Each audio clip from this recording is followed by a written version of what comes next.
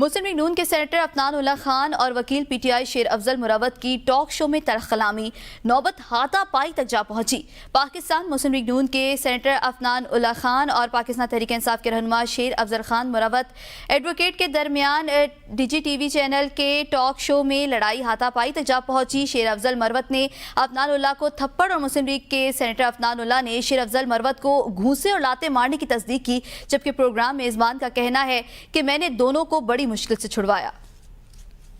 مسلم league نون کے senator Afnan اللہ خان اور وکیل پی ٹی آئی شیر افضل مروت کی ٹاک شو میں تلخ کلامی نوبت ہاتھا پائی تک جا پہنچی۔ پاکستان مسلم لیگ نون کے سینیٹر عفنان اللہ خان اور پاکستان تحریک انصاف کے رہنما شیر افضل خان مروت ایڈوکیٹ کے درمیان D G T V channel کے ٹاک شو میں لڑائی ہاتھا پائی تک جا پہنچی۔ شیر افضل مروت نے عفنان اللہ کو تھپڑ اور مسلم لیگ کے سینیٹر عفنان اللہ نے شیر افضل مروت کو گھوسے اور لاتے مارنے کی تصدیق کی، جبکہ پروگرام میزبان کا کہنا ہے کہ میں نے دونوں کو بڑی مشکل سے چھڑوایا۔